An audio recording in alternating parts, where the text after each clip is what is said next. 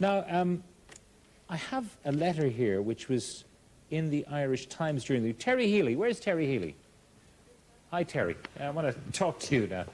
What did you say in your letter in the Irish Times? I said I was totally confused about all the posters in Thomas Street where I work. All the posters? All the posters. You don't know whether you're going to vote yes or no? I do know what I'm going to vote, but I don't know whether it is yes or no to the posters. Some of the posters have protect women and children, pro-life, vote yes. Next poster would have babies will die, pro-life, vote no. And you're confused? Well, I'm a Christian. I believe in the teachings of Jesus Christ. I'm a firm believer in pro-life. So I'm confused. Is it yes? Is it no? And I don't want to make a mistake. It's too important. Okay. We know that it's causing confusion. We had a lot of people calling my radio program during the week saying, what do these posters mean? And they're all a bit confusing, perhaps even a bit simplistic, because it's a complicated business. Yes. And we have a couple of the posters. I mean, we have 6 posters here.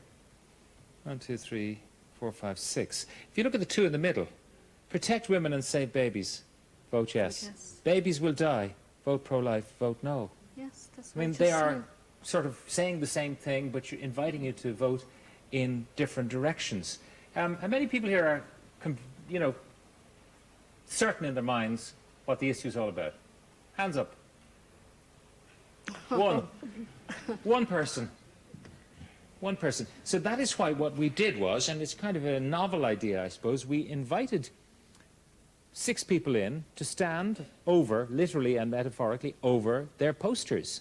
And I'll introduce them to you. From the Pro-Life campaign, Dr. Barry Kiley. From Fianna Fáil, Junior Minister Mary Coughlin. From the Pro-Life movement, Ben O'Flynn. From the Mother and Child campaign, Justin Barrett. From Labour, we have Liz McManus. And from Fine Gael, we have Nora Owen. And what we're going to do is we're going to give them each a couple of minutes, 2 minutes, to literally explain what their poster means. And I'm going to put a stopwatch on it, and with a couple of seconds to go, I'll just tell people it's time. And then if you want to ask them questions, you're free to do so, or I will pursue them on your behalf. But anyway, it's going to be a couple of minutes each, and we're going to start with Dr. Barry Kiley, who's with me now. The poster reads, vote yes, support women, protect the unborn, and that's from the Pro-Life campaign. So, Dr. Barry Kiley. Thank you, Pat. Well, as the poster says, the Pro-Life campaign is fully supporting this referendum. The reasons why we are supporting it, as we've tried to express it here in the poster, is because this referendum protects mothers and their babies. And I think that's probably what the vast majority of people in this country want to see. What this referendum does, it ensures that abortion cannot be brought into Ireland. It ensures that babies cannot be aborted. At the same time, it makes sure that women can receive all necessary medical, surgical or psychiatric treatment that they might need during their pregnancy, while at the same time making sure that the doctors do everything possible to save the life of the unborn. That's the crucial balance that's in this mechanism. It protects both the baby and the mother and ensures that what is today current medical practice continues to be, and that good standard of medical practice, as a result of which we have the lowest maternal mortality rate in the world, that will continue, and it safeguards it for the future. At the same time, I think we all recognise that it contains within it a challenge for society, a challenge to us all, that we have to try and make this country a more welcoming place for a woman who has an unintended pregnancy, to give her all the emotional, financial, medical and other support that she might need, so that fewer and fewer women take that awfully lonely and often heartbreaking route to abortion. There are very good alternatives to abortion, and we need to highlight those more. We need to move on from this position right now with a yes vote on March the 6th, move on from that to putting our energies, which are very considerable, into actually helping and promoting the alternatives to abortion, so that fewer women will take that route, because we know it can be so damaging for women as well as for their babies. 2 minutes, precisely. Thank you very much, Dr. Barry Kiley. You can applaud if you wish, even if you don't have to agree to applaud. Now, the Fine Gael poster says, vote no, don't make women's lives worth less. And on behalf of Fine Gael, 2 minutes to Nora Owen. Thanks, Pat, and good evening, ladies and gentlemen. This amendment is flawed and it is unsafe to put into our Constitution. It reduces a woman's equal right to life that's enshrined already in Article 43(3). It ignores the mental health and the well-being of a woman, and it downgrades those qualified psychiatrists and psychologists whose professional opinion every day in our courts and in our hospitals we take note of, and yet we won't trust their advice when they make a statement on a woman's suicidal condition when pregnant. This amendment will endanger the life of any future X or C case.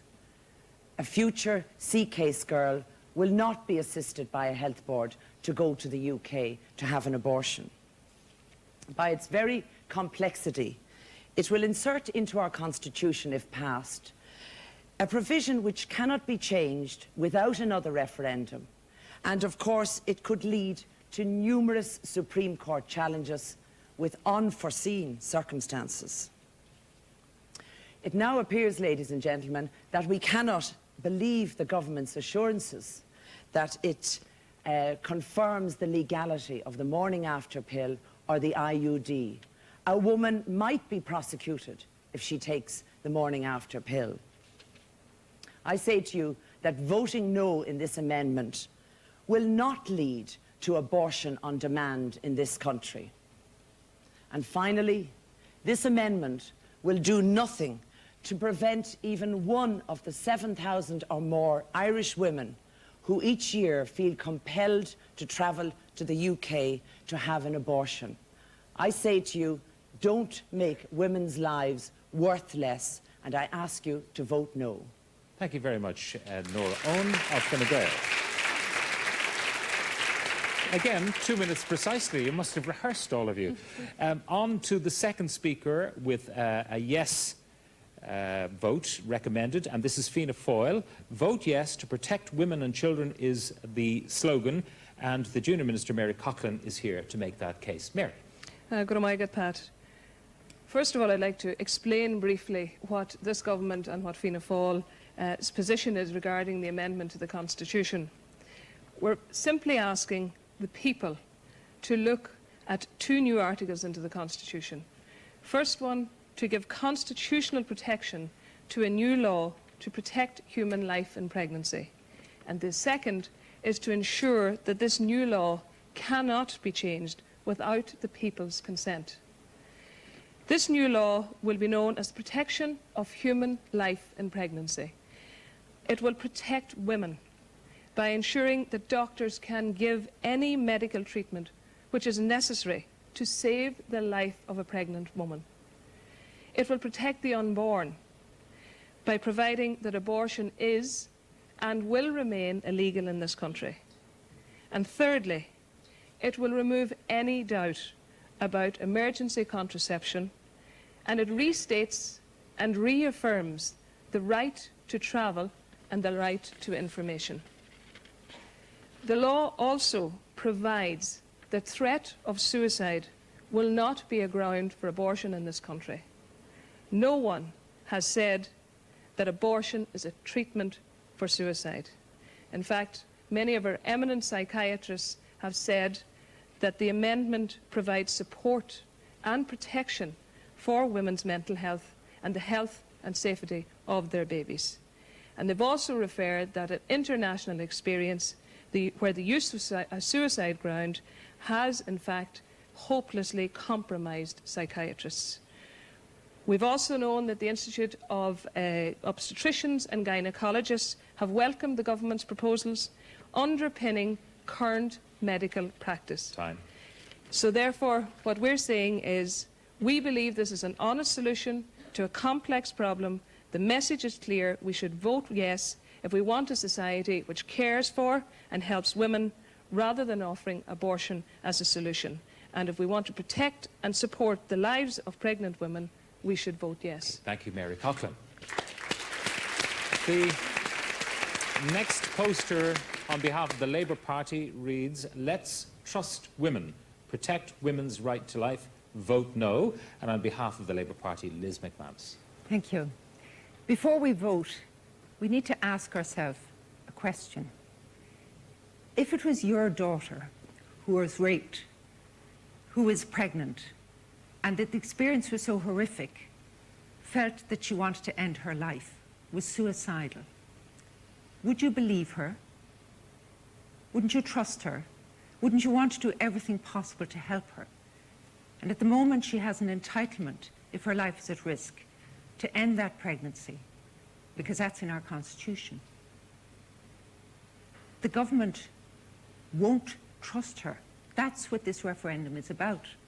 It doesn't trust women, your daughters, your sisters, your girlfriends, when they say they won't or they can't believe them when they say, or might say at some point in the future, I want to end it all because of what's happened to me.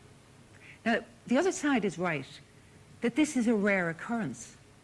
Most pregnant women don't feel suicidal, but we do know it can happen. It happened twice in the last 10 years. 2 young girls, the C case and the X case, were suicidal. One was 14, one was only 13, and they were able to get a termination of pregnancy through the court because of the Constitution protection that this government wants to take away from some future young girl, maybe 13-year-old girl into the future. Now you have to ask yourselves, do I want to deny that young girl in the future her chance to terminate her pregnancy if she's suicidal, even if she's my own daughter? If the answer to that is no, I would urge you to vote no in this referendum, because that is essentially why we're being asked to make this change in the Constitution. Time. To exclude self-destruction as a grounds to have a termination pregnancy. Also, it's a confusing issue. If you're confused, if you don't know, I would also recommend vote no and let the government come back with some fresh proposals. Thank you. Liz McManus on behalf of the Labour Party. Next on the yes side, and this is a poster published by the pro-life movement, Protect Women and Save Babies, vote yes. And to make that case, Barrister Ben O'Flynn. Ben. Thank you very much, Pat. Thank you very much, ladies and gentlemen. This question is actually a remarkably simple one. And voting yes on March the 6th is going to be a rejection of abortion. My own perspective on this, and the reason why I come to this debate, is because I was brought up in England. I've seen, if you like, at first hand, the friends, the wives, the people who can be affected by this culture of abortion. And voting yes is going to be Ireland saying it's turning its back on that global industry of abortion. And what's remarkable is the similarity that there is between the legal situation here following the X case and the legal situation as it pertains in England. In 1967, the English introduced an abortion act that for its time was remarkably restrictive. It looked on the face of it as if it would only deal with the exceptional hard case. And we all know what's happened since. What's happened since is that abortions are carried out routinely up until 6 months. If you have a handicapped child in your womb, they're carried out up to term, up to 9 months, up to birth. And people who vote yes on March the 6th will be turning their back on that. But at the same time, people who vote yes will be saying that they want the current medical practice, which has made Ireland the safest place in the world to have a baby, to continue. And what will happen, and it's spelt out in black and white in the Act, and I would urge everybody, particularly the people who have doubts, read the bill, read the booklet from the Referendum Commission, call at one of the websites, prolife.ie, it's got all the information that you would need, all the background information you need. Inform yourself as to what it says in black and white, and you will be reassured that spelt out in the bill is that expectant mothers who need treatment will be able to get that treatment. Time. And that's the reason, they're the twin reasons, turning your back on abortion, but at the same time safeguarding the medical treatment afforded to women. They are the reasons to vote yes.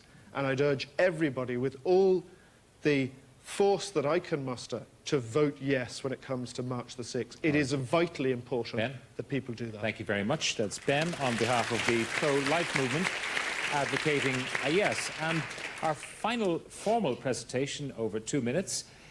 The poster says, "Babies will die, vote pro-life, vote no." And the speaker is Justin Barrett, chairman of the group, the Mother and Child Campaign. Justin. Thanks very much, Pat. I would love to tell people that this was a pro-life amendment. That would be a very comfortable thing for me to do, and to back a yes campaign which would see the death ideology which has been expressed by Liz McManus here trounced once and for all in Ireland. But what the government have presented us with, and I have an obligation to tell you the truth about that, as in the words of the old Fenian song, "Though all the world should fall." I feel I have an obligation to tell you this. This is not a pro-life amendment. This is an amendment for the first introduction of legalised abortion in Ireland. And it is being clouded in complex language, and you are not being given the information that is required. The government only published 30,000 copies of the bill so that you wouldn't get a chance to read it. If you read the bill, it's very clear that limited abortion, mind you, but abortion, the direct and intentional killing of unborn children in this country, has been legalised, not by Supreme Court interpretation, not dirtying the hands of Fianna Fáil in Clann Éireann with it, but by you, the people, by confusion and deceit. Section 1 describes abortion as the intentional destruction of unborn human life after implantation in the womb. And Section 2, dealing with the medical procedures, which are not current medical practice, says, notwithstanding subsection 1, abortion does not mean. In other words, here's what an abortion is, but for the purposes of the law, we'll call these medical procedures something else. They are the direct and intentional killing of the unborn child. Plus, and the Minister is quite clear about this, we are removing the protection of the right to life of the unborn child between conception and implantation. And this is a much bigger issue than the morning after pill or the IUD. It deals with embryo research and stem cell cannibalisation, the biotechnical industry which wants to move into this country and will kill unborn human beings by the thousands and by the tens of the thousands at the very earliest stages of their lives. And so we would urge people not to support this bill. It is an abortion bill. It is the first introduction, and they're asking you to bloody your hands with that introduction. All right, thank you very much, Justin Barrett. Okay, first of all, are you any clearer, having heard... Vote yes. Okay, so that's clarified it for you. How about the rest of our audience? Anyone definitely clearer than they were a few minutes ago? Hands up. That last man was more confusing. I beg your pardon? That last gentleman was more confusing. Justin was more confusing. Yeah, I didn't know. He seemed to be ranting. Maybe we'll go to Justin to clarify this.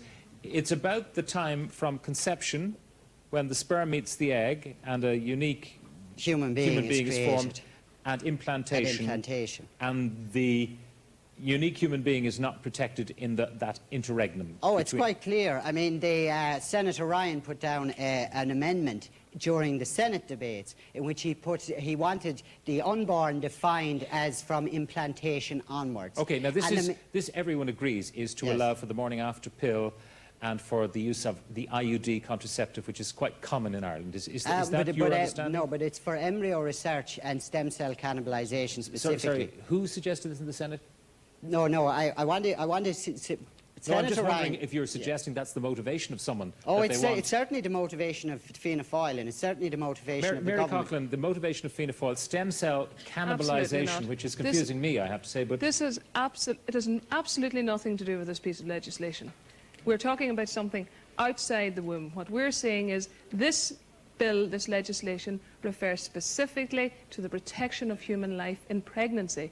What he's talking about is something totally different. The government has set up a commission on assisted human reproduction, and we'll deal with those issues in due course. But it has absolutely nothing to do with this. I want to give everyone a shout on this one. Liz McManus? Well, I think it does show just how complicated it is, because what the government is proposing is to maintain the current section in the Constitution and add on a new one. And it is clear there is an issue that it's not necessarily true to say the morning after pill is protected, because it could still be open to a court case. But really, I think the point is that people can get lost in detail. If you are confused and if you have difficulty understanding and trying to figure out what are the impacts likely out of this legislation, I think you're much safer to say no, Ben, it's not you good want to enough come in there? simply to have something presented to the people that is not clearly understood. Right. Ben?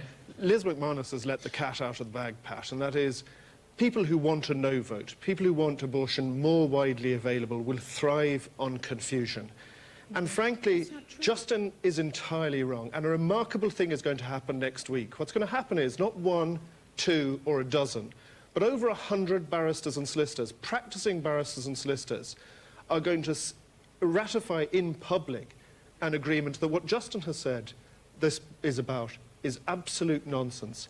And in putting that group together, I've come across not one solicitor or barrister who is practicing, who is willing to come out publicly and support the proposition that that's what this is about. Even the very title of the bill is the protection of human life in pregnancy. Okay, Nora. That's what we're talking about. Well, I mean, nobody has talked about embryo research being included in this legislation. And I mean, it's a nonsense, quite frankly, to bring that into the argument, to add to the confusion that people already have. Okay. Equally, I have to say, because some comments were made here, voting no does not mean people are in favour of abortion on demand. The status quo would remain if people vote no. Okay, and the status quo is the Supreme Court case which says in very limited circumstances a suicidal girl whose life is in danger would be entitled to a termination of pregnancy Barry, in just this to give you country. a chance to respond to Justin.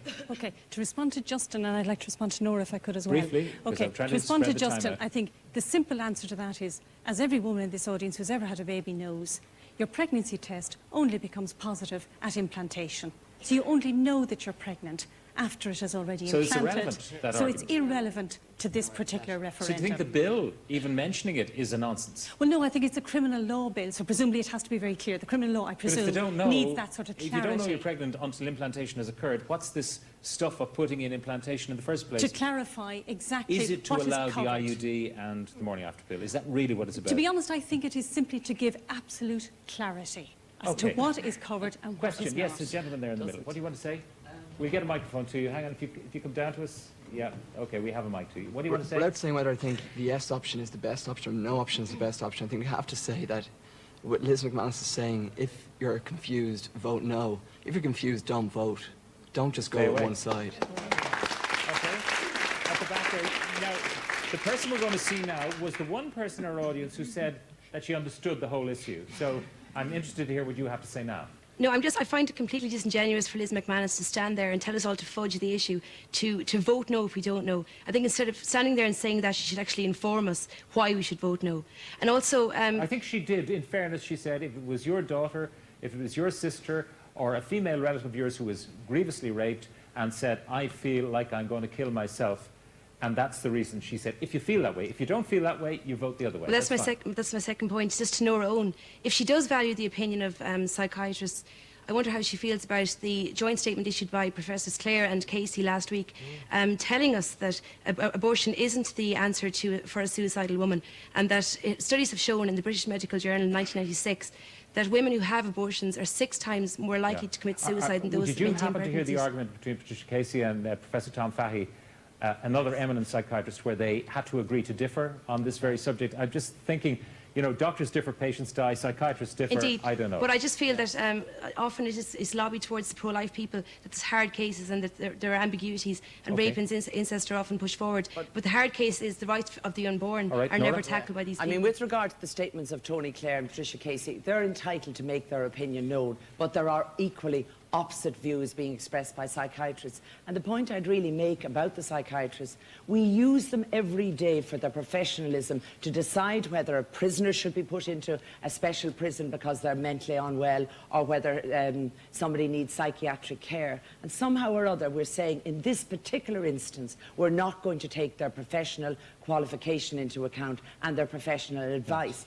Judge Gagan used psychiatrists and psychologists to assist him in making a decision about the C case, and psychologists and psychiatrists were used to make a decision in the X case. So we can't kind of suddenly say we don't want to hear from them anymore. Anyone on the suicide issue? Do you think it's a red herring? Do you think it... It's the main issue, seems to be at the nub of everything. It is changing the Constitution to take something out that is currently permitted. That's what this is all about. Anyone got any... Yes, sir. The doctor and the patient. It should be between the doctor and the patient. I imagine so. Okay, and not bring in the law and all this referendum stuff. I want to turn to Mary on this one. Mary, you said, you quoted as saying, and Morning Ireland quoted this morning, that this is a simple matter. I have the bill here, and I'm used to reading this kind of stuff. This is not simple. If I'm to try and understand this, I really have to sit down and I have to study it. I don't know how people are going to make up their minds easily on this. They're depending on people like you six here to guide them through it.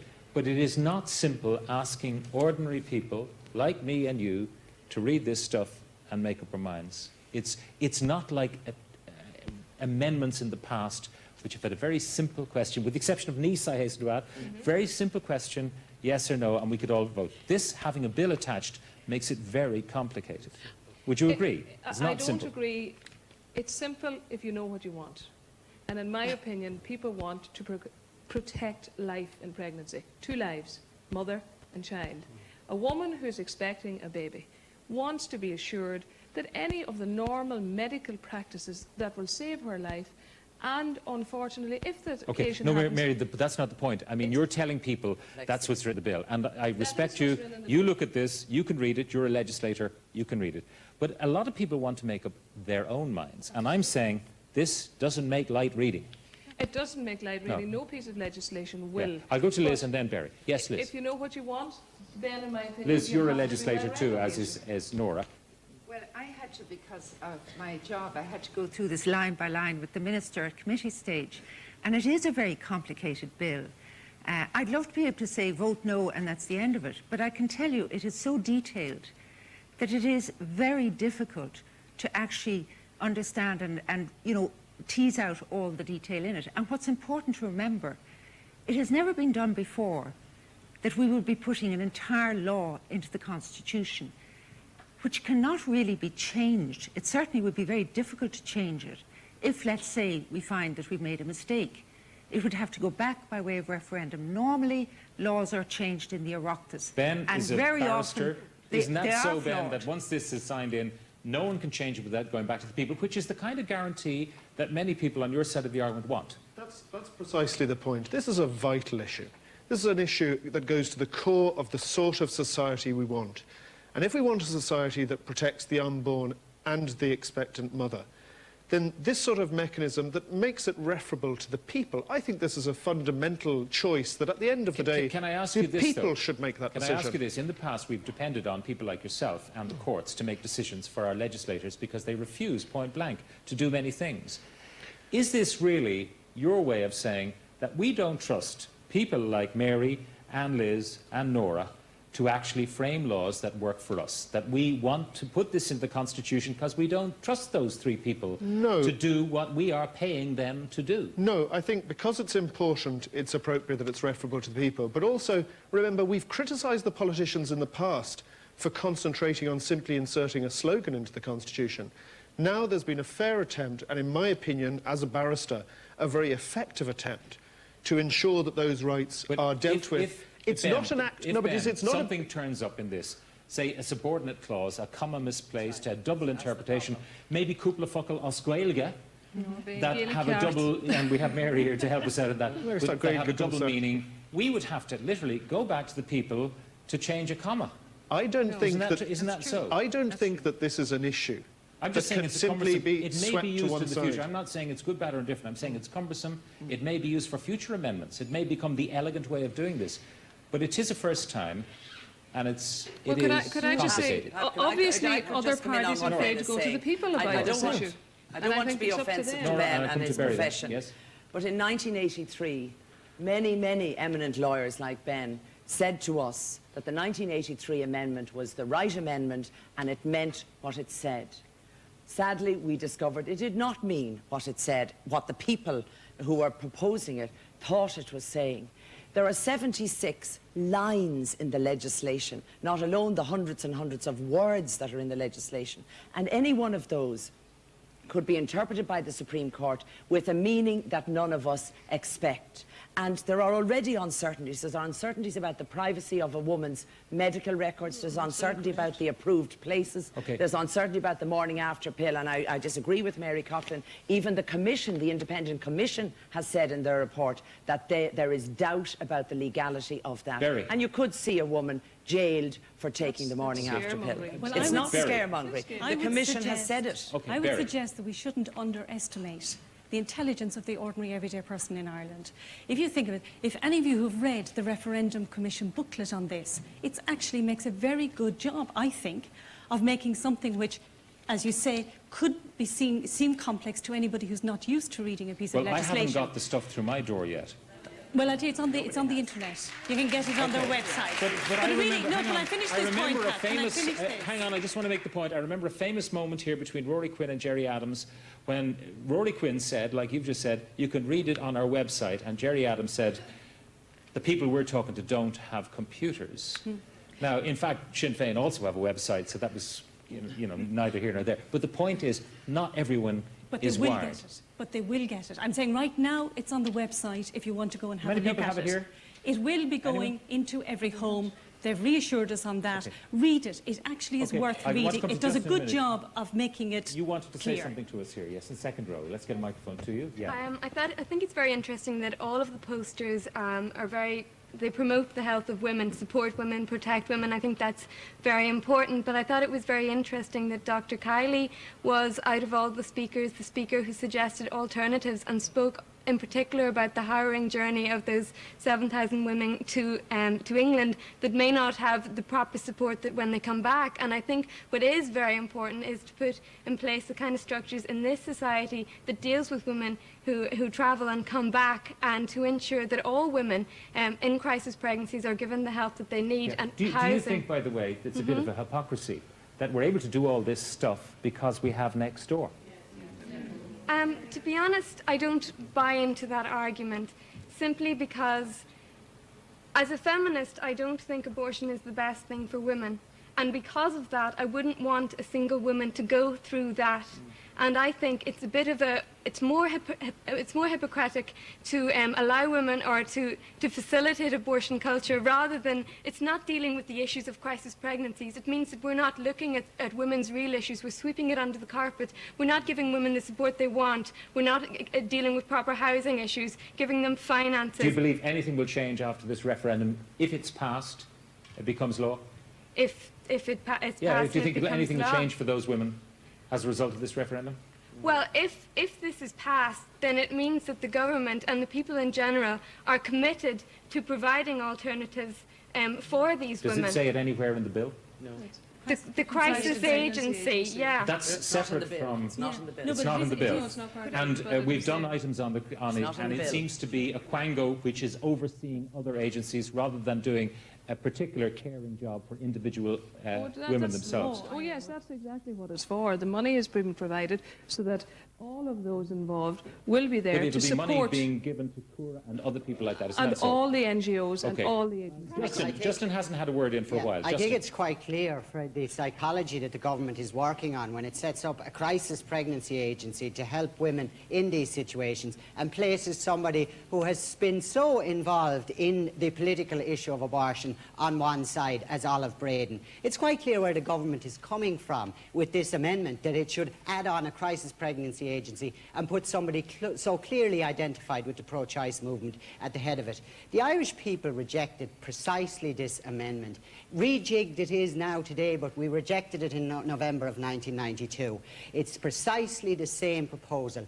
It removes the threat of suicide as grounds for an abortion, explicitly in the Act, but it allows for the direct and intentional But killing of the unborn child in every other circumstance. why the people rejected it in 1992. It's just as right to argue that people rejected it because they were so appalled with the circumstances of the X and the CX case that they said they did want to leave that very limited circumstance. Everybody knows why the November 92 wording Pat, was like a lot of rejected. other people, I'm very confused. And to be honest about it, after listening to everybody, I'm still just as confused. But the one point I think is very interesting, I think we have all different parties up here mumbling, jumbling on about this, that and the other thing. And I think it's very interesting that this has came up and has become an issue 2 or 3 months before a general election. And I'm wondering how much of that is electioneering? Well, it was a commitment made very early on in the term of the government by Bertie Ahern. But I have a question for Mary Coughlin. Why are we spending money on 2 election days when we could have done it all on the one day? Because that is costing public money, and I just wonder why we didn't do it. It certainly is, but I think it would be totally inappropriate to have a referendum and a general election. We have done that before. We have done that before. People have, as a consequence, become confused and oftentimes didn't bother even voting. What I'm saying is to concentrate the mind hang on a second. this How issue. are the people so clever that they can understand this bill, and yet they get confused over an amendment and which candidate they're going to vote for in the general election? I mean, they're capable of doing that. No one, I would agree with what's been said. People, the electorate, are well able, they're more than intelligent to read the issues and to make up their own mind. We've put forward what we feel the issues are, and certainly I think it would be inappropriate in the context of this specific issue, being abortion, and the protection of life in pregnancy.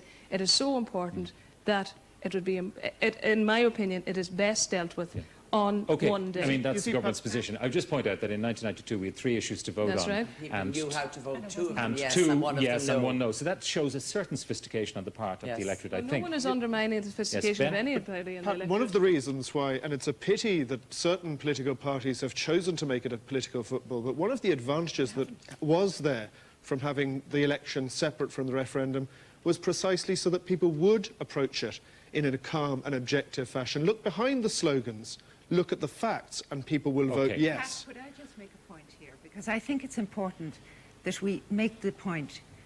There is an alternative. The government could have decided not to go down the constitutional route. All the expert advice was that we shouldn't have another amendment.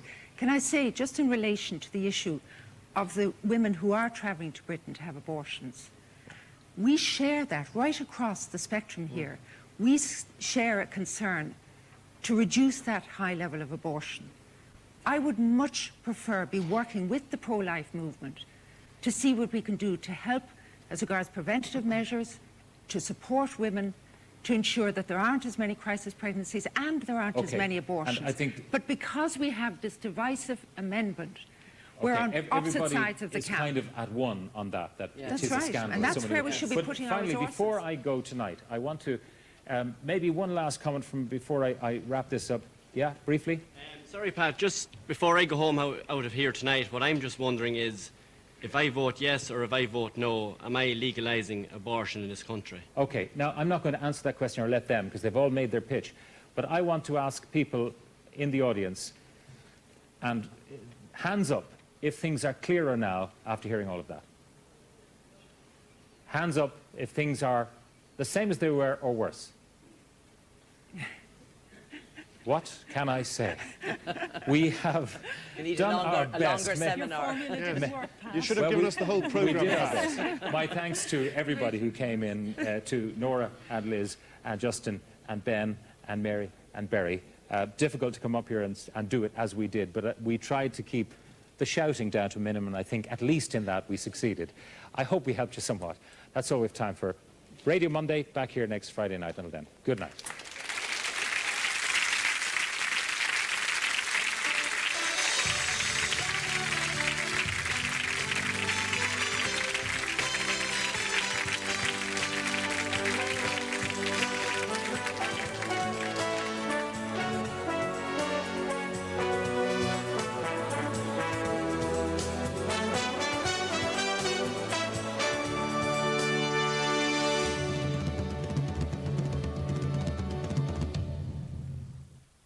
Buy and register a new Renault before February 28th and you could win a trip to New York to celebrate St. Patrick's Day with The Late Late Show. Renault, sponsors of The Late Late Show.